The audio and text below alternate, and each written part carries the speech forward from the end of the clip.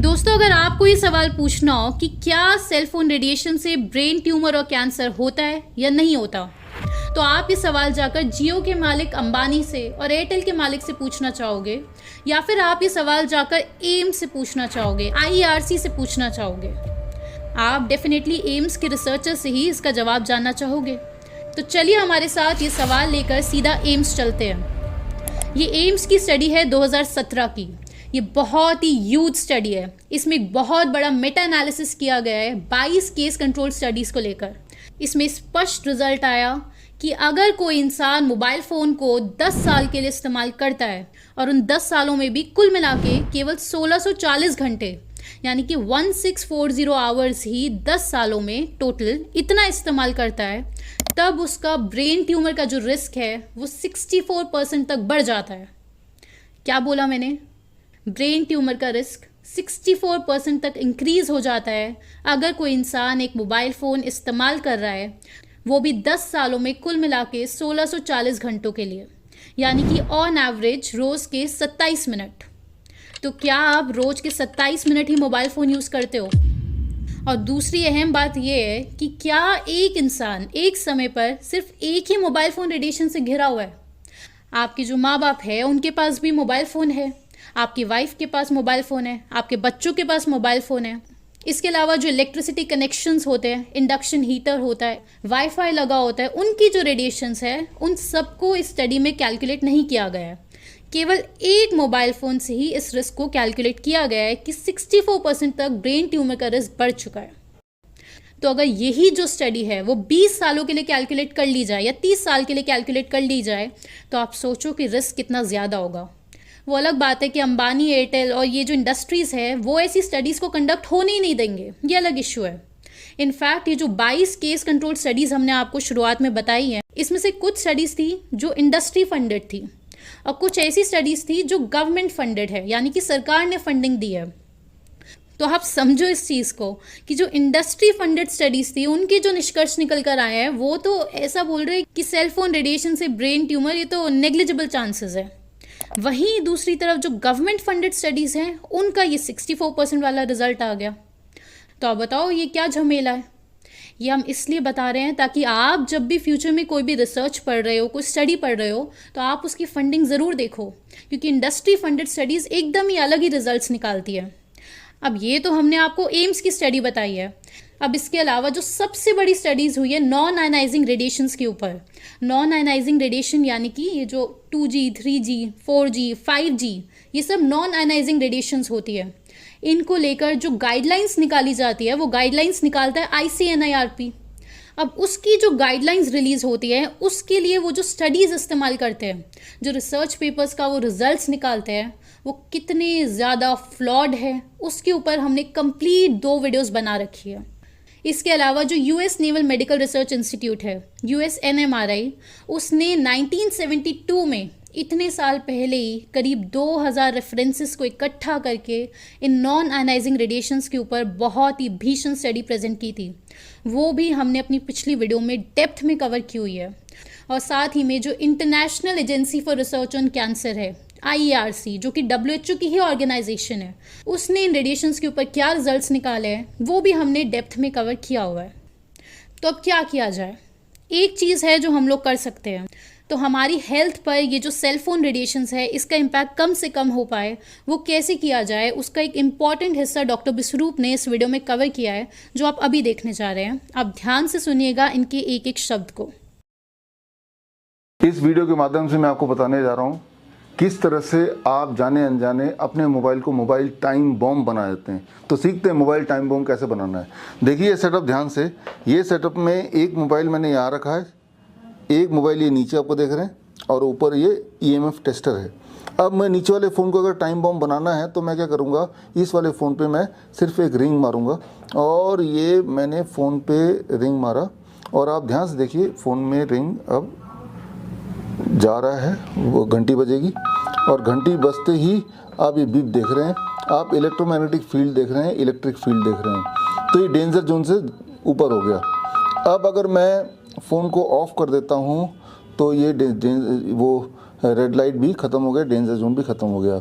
यानी कि जब भी आपका फ़ोन बजता है उस वक्त इस फ़ोन की जो इलेक्ट्रोमैग्नेटिक रेज जो होती है वो इतनी बढ़ जाती है कि वो आपके बॉडी के डेंजर जोन की बॉडी के लिए डेंजरस हो जाता है। कितनी बढ़ जाती है उसका एक उदाहरण के लिए, अब ये EMF टेस्टर है, इस टेस्टर को मैं लेके स्विच के पास ले जाता हूँ। अब स्विच के पास लेने के बाद देखा वही हुआ कि इसमें इस एरिया में electromagnetic field is beyond the danger zone. जितना ह्यूमन को कैंसर कर सकता है उससे ज़्यादा यहाँ भी है, और उससे ज़्यादा जब ये ऑफ है तो नहीं है, लेकिन जब मोबाइल बजने लगता है तब यहाँ भी electromagnetic field is too much. मतलब ये, अगर मुझे अपने मोबाइल को टाइम बम बनाना है, अपनी बॉडी का नुकसान करना है, तो वो अनजाने में आप कैसे कर रहे हैं? आप सिर्फ इतना करते हैं कि अपना फ़ोन आप जेब में रख लेते हैं। अब जेब में फ़ोन है और अगर मैं रास्ते में चल रहा हूँ तो रास्ते में चलते हुए जेब में फ़ोन है, हालांकि फ़ोन नहीं बज रहा है। जब बजेगा तो डेंजर जोन आ जाएगा, यानी कि तब इस एरिया का इलेक्ट्रोमैग्नेटिक फील्ड बढ़ गया, इस एरिया का बढ़ गया। या अगर कोई लोग जेब पॉकेट में रखते हैं तो इस एरिया में बढ़ गया, हार्ट के आसपास का, दोनों ही डेंजरस है। इस एरिया में जब इलेक्ट्रोमैग्नेटिक फील्ड बढ़ जाता है तो that causes infertility, that causes impotency. 2 घंटा भी अगर लगातार रख के रखेंगे और चलेंगे रास्ते में, तो अगर वाईफाई आपका ऑन है, आपका ब्लूटूथ ऑन है, तो कोई फ़ोन नहीं भी आ रहा है तब भी इस तरह का इलेक्ट्रोमैग्नेटिक फील्ड डेंजर जोन से बढ़ जाता है। आप एक एक्सपेरिमेंट करके देख सकते हैं। एक्सपेरिमेंट करके देखने का तरीका यह है कि 2 घंटा अगर लगातार रखते हैं और रास्ते में चलते हैं या गाड़ी चलाते हैं तब जेब में रह जाता है। 2 घंटे बाद ही आप देखेंगे that your erection, the ability to erect the penis, वो इरेक्शन में ही आपको फ़र्क नज़र आएगा, वो कमज़ोर आपको दिखेगा।